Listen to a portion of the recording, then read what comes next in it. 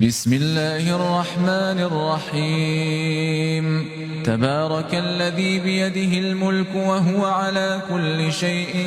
قدير الذي خلق الموت والحياة ليبلوكم أيكم أحسن عملا وهو العزيز الغفور الذي خلق 7 سماوات